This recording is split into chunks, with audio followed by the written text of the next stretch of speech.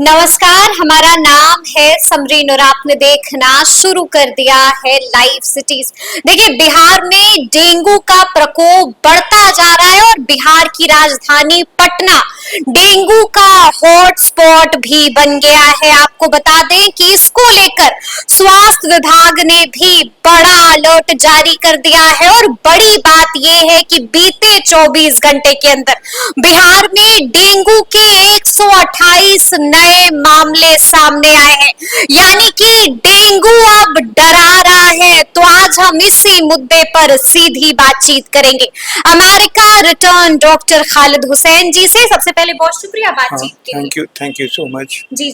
सबसे पहले तो डॉक्टर साहब, हम आपसे जानना चाहेंगे कि डेंगू का प्रकोप बढ़ता जा रहा है और कई मौतें भी हुई हैं। कारण क्या है, क्यों इस तरह से पैर पसार रहा है डेंगू? देखिए, जनरली डेंगू जो है सितंबर और अक्टूबर में एट द पीक रहता है। ये उसका ब्रीडिंग सीजन है जी। और यहाँ पर बारिश हो रही है, मॉनसून है, इसलिए जो पानी का जो जमावड़ा जहाँ होता है वहाँ पर वो मच्छर जो है वो आके अपना लार्वा देते हैं और वहाँ से जो है ये फैलता है। तो जो सीजन है वो इनको ग्रोथ में और मदद करता है because of the rainy season. और उसके अलावा जो है जहाँ पानी का जमा बड़ा है ये आके अपना बसेरा ले लेते हैं। इसलिए इस 2 महीने में सितंबर और अक्टूबर वो ऑब्जर्व किया गया है कि maximum number of cases dengue का होता है। और अभी एक डेथ भी हुआ है पटना में डेंगू केस का, अक्यूट डेंगू का। तो इसलिए ये फैल रहा है। टोटल अभी बिहार में 1535 केसेस आ चुके, जिसमें 710 केसेस पटना के हैं। अच्छा, 710 मामले पटना से ही हैं। पटना से हैं। जी। इसलिए जो है ये अपना प्रकोप इसका बढ़ रहा है। और अगर ये कंटेन नहीं किया जाएगा तो काफी बड़े फॉर्म में ये फैल सकता है। बड़े फॉर्म में फैल सकता है डेंगू। देखिए, डेंगू पैर पसार रहा है। देखिए डॉक्टर साहब, हम आपसे ये भी जानना चाहेंगे कि जिलावार आंकड़ा भी अब सामने आ गया है, तो किस जिले से कितने डेंगू के मामले सामने आए हैं डॉक्टर साहब? ऐसा है कि जिला में पटना जो है जी, इसमें 50 केस हुए हैं। ठीक है, 24 घंटे के 24 घंटे का आंकड़ा है। 24 घंटे में 128 नए मरीज आए हैं। ठीक है, जिसमें से जिला पटना में 50 हैं, पश्चिमी चंपारण में 15 हैं, गया में 12 हैं, पूर्वी चंपारण में 5 हैं, मुजफ्फरपुर में 4 हैं, ठीक है जी, और जहानाबाद में 4 हैं, औरंगाबाद में 3 हैं, और समस्तीपुर में 3, सीतामढ़ी में 3 और सीवान में 3, ठीक है, वैशाली में भी 3 हैं, मधुबनी, नालंदा और सारण में 2-2 केस हैं, शिवहर में भी 2 केस हैं, बांका में 1 केस है, बेगूसराय में 1 केस है, भोजपुर में 1, बक्सर में, सहरसा में 1 केस। यानी कि सबसे ज्यादा मामला पटना में ही है डेंगू? हाँ, सबसे ज्यादा मामला है। यानी कि डेंगू का हॉटस्पॉट बन गया है डॉक्टर साहब पटना। हाँ, बहुत बड़ा हॉटस्पॉट बन गया है। जी। और अभी एक दिल्ली से टीम भी आई है। बिल्कुल। देखिए डॉक्टर साहब, एक निरीक्षण टीम भी दिल्ली से पटना पहुंची है, तो निरीक्षण के दौरान उस टीम को क्या कुछ मिला है? एक 4 मेंबर टीम आई है, 4 मेंबर टीम, और उसने ऑब्जर्व किया है कि Patna junction, Rajendra Nagar junction, Patna Sahib station, गुलजार बाग, इन सब जगहों पे वो लार्वा का ग्रोथ देखा गया है। लार्वा का ग्रोथ देखा गया है। और वो करबिगैया का जो फाउंटेन है उसके चारों तरफ पानी में भी लार्वा का। कितना खतरनाक हो सकता है ये तो बहुत फास्ट स्प्रेड करेगा। वो बहुत कंजेस्टेड एरिया है जहाँ आबादी बहुत है, इसलिए जो है वो स्प्रेड करने का चांसेस है। मगर नगर निगम ने भी फॉगिंग शुरू कर दी है। जी।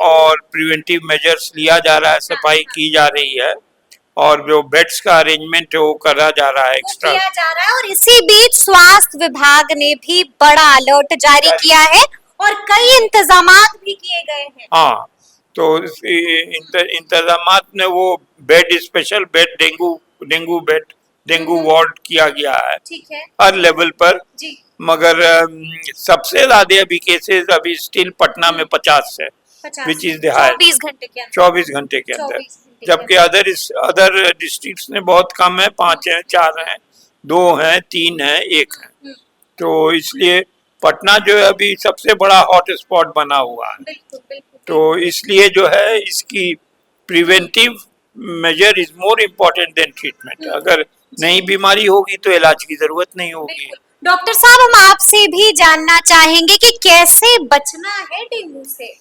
बचना का ये है कि घर को भी आप साफ रखें और अपने घर में भी जो है आप रिपेलेंट, मॉस्किटो रिपेलेंट स्प्रे आप यूज करें, सफाई रखें और ज्यादा गंदगी वगैरह अगर है तो उसको क्लीन कर दें और भीड़ भाड़ इलाका में ज्यादा नहीं जाएं जहाँ पानी जमा है ये।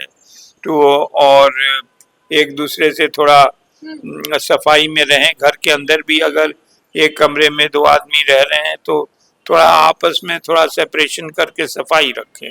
सफाई रखना बेहद जरूरी है। और जैसे चप्पल, स्लीपर्स या शूज आप पहन के घर में आते हैं तो बेहतर है बाहर रखें, क्योंकि वो उससे 10 जगह आप जाते हैं तो वो इट कैन स्प्रेड। तो ये सब बेसिक, हाथ को साफ रखें, धोए और at any point in time mosquito को नहीं घर के अंदर प्रवेश करने देना चाहिए। आप मॉस्किटोज को प्रवेश कर से रोकेंगे तो बीमारी का भी रोकावट हो जाएगा। मच्छर को घर में आने से रोकेंगे तो बीमारी भी रुक जाएगी। लेकिन डॉक्टर साहब, हम आपसे ये भी जानना चाहते हैं कि डेंगू के लक्षण क्या कुछ है। डेंगू के लक्षण तो हाई फीवर है, बोन ब्रेकिंग फीवर, तेज बुखार, bone breaking fever, abdominal pain, sometimes vomiting, rashes भी बॉडी में आ जाती हैं, उल्टियां भी आती हैं, रैशेस भी आ जाते हैं। और उसके बाद से जो है लॉस ऑफ एपेटाइट, वीकनेस, ये सब तो साथ में है ही है। तो यही मेन लक्षण है। मगर इसका डायग्नोस्टिक पॉइंट तो ब्लड टेस्ट से होता है। और कितने में होता है ये टेस्ट?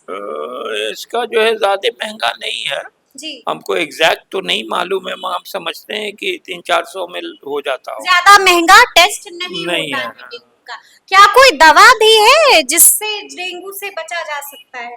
दवा सच तो प्रिवेंटिव दवा तो कोई नहीं है ना। इसकी वैक्सीन है कि डेंगू की वैक्सीन दे दिया और वो ठीक हो गया। तो इसमें यही है कि जो है आप प्रिवेंशन करें और उसके बाद से सफाई रखें।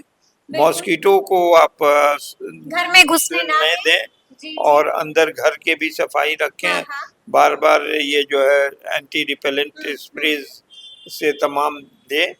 और अगर आपको हाई फीवर आ गया किसी को भी और वो जो है फील कर रहा है कि बोन ब्रेकिंग फीवर है, काफी बदन में दर्द है, चलने में दिक्कत है, तो उसको ब्लड टेस्ट करवाना पड़ेगा। ब्लड टेस्ट करवाना पड़ेगा। हाँ।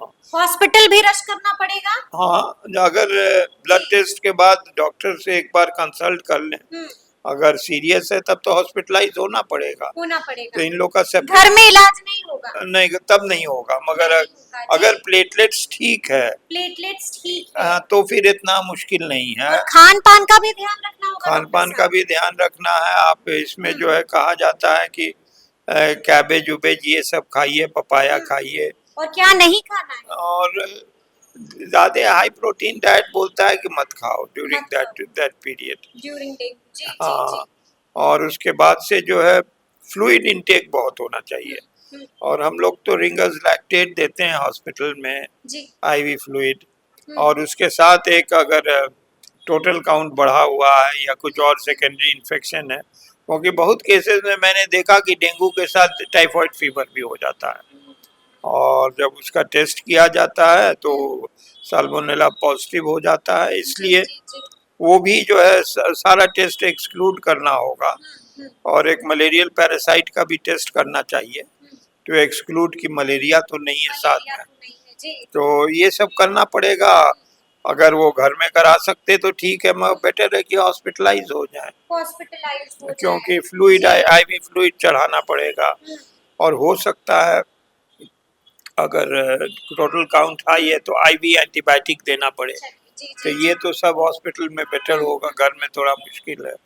और उसके बाद अगर राइट टाइम पर डायग्नोसिस हो गई, राइट टाइम पर ट्रीटमेंट हो गया, और तो खतरे की कोई कोई बात नहीं है। और खतरे की कोई बात नहीं है जी। और प्लेटलेट अगर फॉल कर रहा है तो टैबलेट भी आ गई है, जी शुरू में वो दिया जाता। अगर 20 या 15 से नीचे होगा तब आपको प्लेटलेट ट्रांसफ्यूजन की बात करनी होगी। चलिए, तो सुना आपने क्या कुछ बताया है डॉक्टर साहब ने। देखिए साफ साफ कह दिया है कि अगर आपको डेंगू से बचना है तो सफाई रखनी होगी। तो सुना है कि डॉक्टर साहब ने क्या कुछ बताया है, तो फिर ये पूरी बातचीत आप लोगों को कैसी लगी है कमेंट करके हमें जरूर बताइएगा। तो ऐसे तमाम अपडेट्स के लिए ऐसे ही हमारे साथ बने रहिएगा और देखते रहिएगा लाइव सिटीज। बहुत शुक्रिया।